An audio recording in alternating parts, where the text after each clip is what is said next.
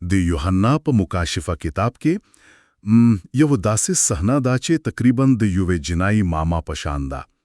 فکر کوو کې چې د نورۍ پای یو جرمي سانه ده. دلته دوه ډلې شکمنې چې را دي. لومړی ډله چلور پرشتي دي چې د زمیچې په چلورو کنجونو کې ولاړې دي او ورانوان کې بادونه یې نیولې دي.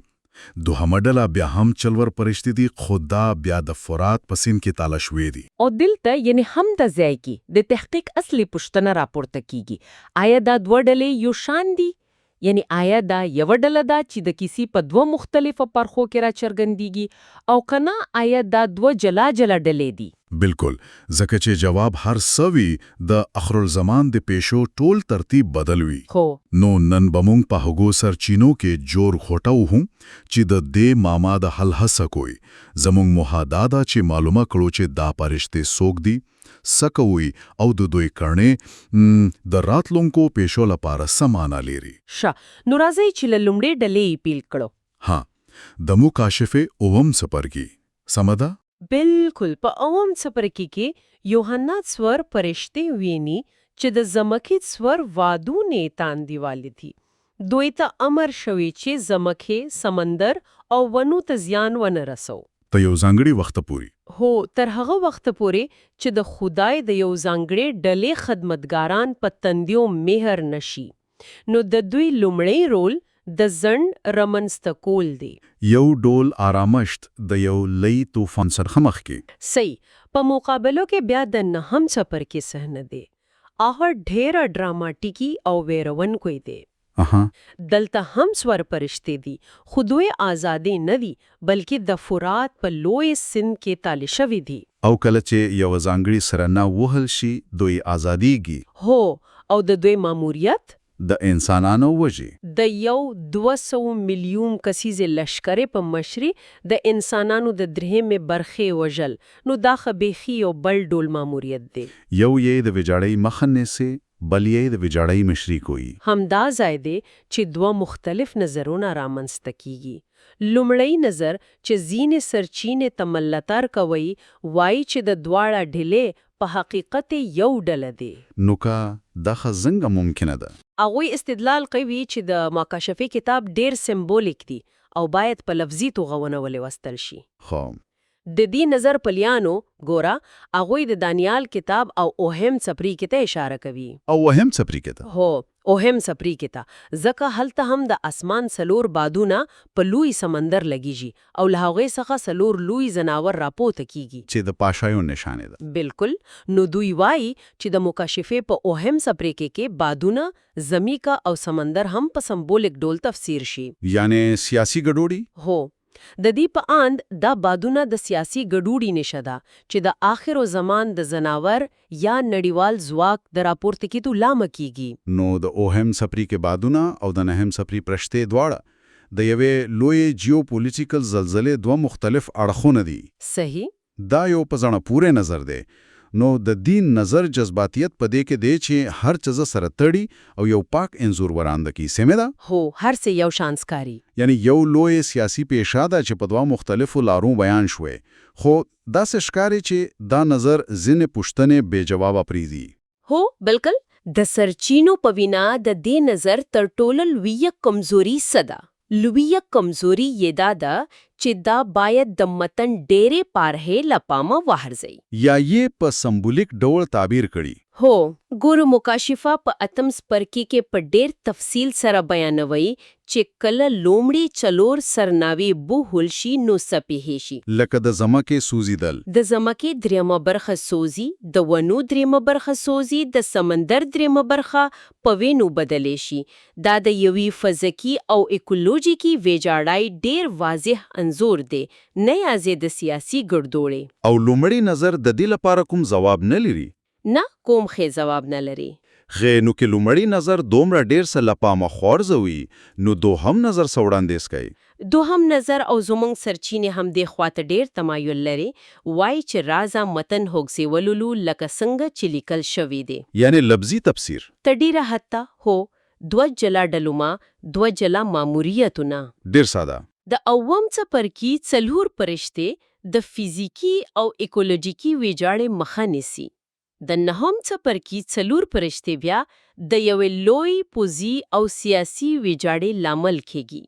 نو دلته خبره ډیره په زړه پورې کیږي که دا دوه مختلف پیښې وي، یوه ایکولوژیکي او بل سیاسي، نو د دې توپیر اهمیت څه دی؟ د سرچینو له نظره دا یوازې یو توپیر نه دی. دا د اخرالزمان د پیشو په اړه زموږ ټول تصور بدلوي. څنګه؟ دا داسې نه ده چې ګډوډي به په یو ځل راشي، بلکې دا د یوې دوه مرحله‌ای ډرامې په څیر ده. لومړی مرحله د طبیعت په وړاندې جنګه، دوهم مرحله د انسانیت په وړاندې جنګه. نو یو به بلې لاره هواروي؟ بالکل. سرچینې استدلال کوي چې لومړی مرحله د دوهم مرحلې لپاره لاره هواروي. نو دا خو بالکل یو منظم پلان ښکاري، نه یو ناڅاپي ناورین. هو، داسې لکه چې یو ګام په ترتیب سره اخیستل کیږي. د یوې ودانۍ د کنټرول شوي تخریب په څیره. ډېر ښه مثال دی. لومړی پیښه د بادونو ازادېدل د ودانۍ د بنسټ او جوړښت کمزوري کولو په څیر ده، یعنی ایکولوژیکي زیان. لکه قحطي، د منابعو کمښت، ګډوډي. هو، دا داسې شرایط رامنځته کوي چې یو نوی نړیوالي ځواک ته د واک ترلاسه کولو زمینه برابر وي. او دوهمه پیښه؟ دوهمه پیښه د فرات په ګیرو د ازادېدل د ورستي چاودیدونکي مواد په څیر ده چې ودانۍ د هغې په اوسیدونکو راغورځوي. پوځي او سیاسي سقوط. صحیح. دا یو ډیر پیاوړی انځور دی، خو دا ټوله ډراما، دا ټول ترتیب د یو شرط پورې تاړي دی. سمه ده؟ بالکل. په عموم چپرکې کې ویل شوی چې بادونه به تر هغه وخته پورې نیول شوي وي تر څو چې د خدای خدمتګاران مهر نشي. هو، د 144,000 کسانو ګوډله. نو دا څوک دی؟ ولې د دوی مهر کولو دومره مهم دی؟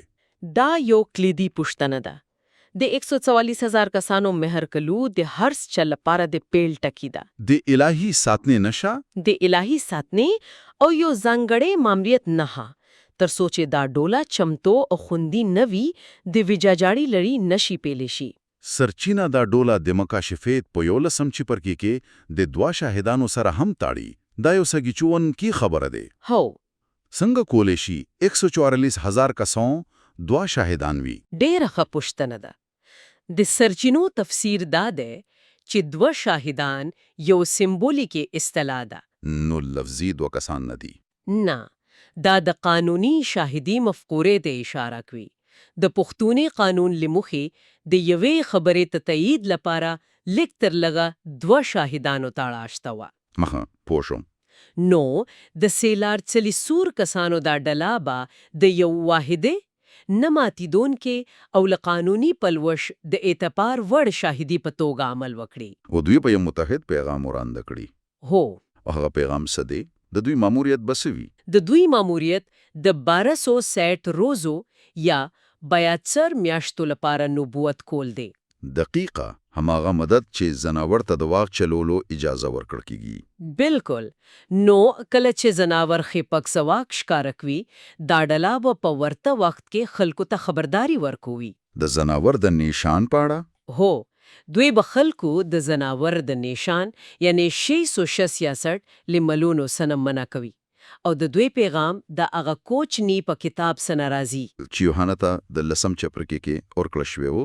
هو، او د پیغام د ابدي انجیل په توګه یادېږي، یعنی د خدای د قضاوت او خلاصون ورسته اعلان. نو کله چې دا 400,000 کسان میر شي او خپل ماموریت ته چمتو شي، بیا نو د پیښو لړۍ پیل کیږي. هو. راځي چې دغه ترتیب روښانه کړو په ځانګړي توګه د اودري افسوسونو پرانا کې. سمه ده. نو ترتیب ډېر مهم دی. لومړی ګام لکه څنګه چې ومویل د 400,000 کسانو مهر کول دی. دا د هر څه شرط دی. هو. دوهم ګام کله چې مهر کول بشپړ شي، نو هغه څلور پرشته چې بادونه یې نیولې وو هغه ته اجازه ورکړل کیږي چې بادونه آزاد کړي. او دا د لومړی مرحله یا د طبیعت په وړاندې جنگې پیل دي. بالکل.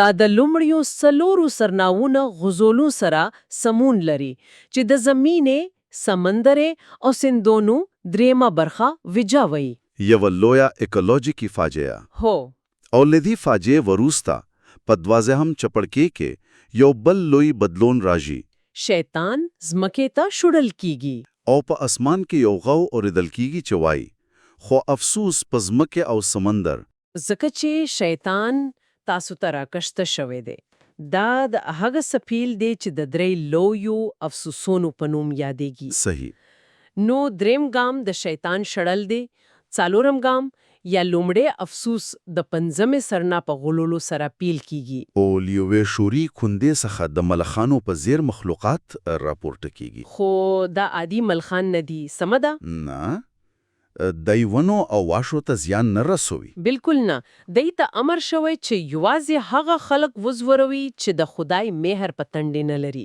د 5 میاشتو لپاره ها د 5 میاشتو لپاره د خلق د لړم په څیر زوروي خو د وژلو اجازه نه لري نو دا یو فزیکی شکنجه نه ده بلکې دا یو شدیده رواني روحي او فزیکی شکنجه ده سرچینه وای دا یو داسې کراو دی چې خلق به مرګ واړي خو وبینمومي دا یو ډیر ویرون خانزور دی لدی رواني شکنجه ورسته څه پیښیږي دوهم افسوس څه دی دوهم افسوس د ششمې سرنا په ګلولو سره پیل کیږي او دا هغه ځای دی چې موږ بیرته د فرات سنتزو هو د لیتي هغه چوارت لالړې شوي پرشته ازاديږي دا د دوهمه مرحله یا د انسانیت پر وړاندې جګړې پیل ده دوی د 200 میلیونه کسیز پوج مشري کوي او د انسانانو دریمه برخه وژني دریمه برخه دا یو ډیر د شمیر د چې تصور یې هم کرنه ګران دی او د لیت سرچینه د زناور د راپورته کېدو خبره کوي نو کله چې سرچینی د زناور خبره کوي مطلب یې کوم حقيقي حیوان نه دی سم ده نه دا د یو سیاسي یا نړیوالي قدرت لپاره یو نشي دی دا پوجي ویجاړتیا او د انسانیت د تریمه برخه ول اغه نړیوال ګډوډوري او ویرا رامنځته کوي چې د یو نوې نړیوالي مشر یا سیستم چې په مکاشفه کې د زناور په نوم یادېږي ها د غید رات سرګندیدو لپاره لار هواروي دا ځواک بسولې او امنیت راوستلو په پلیمه راپورته شي خو په حقیقت کې بعد د نړیوال کنټرول هڅه کوي او دا هغه وخت چې د شیش نخان مسله رامنځته کیږي بالکل نو لومړی اکولوژیکي سقوط بیا رواني شکنجه او بیا یو لویر نړیوالي جنگ چې د یو ډیکټاټور ډوړې نړیوال حکومت لپاره لاره هواروي همدا ترتیب ده او پپای کې دریم افسوس څه دی دریم افسوس تر ټولو وروستي او جامع دی دا هغه وخت دی کله چې اوه مسرنا غوول کیږي او په اسمان کې اعلان کیږي چې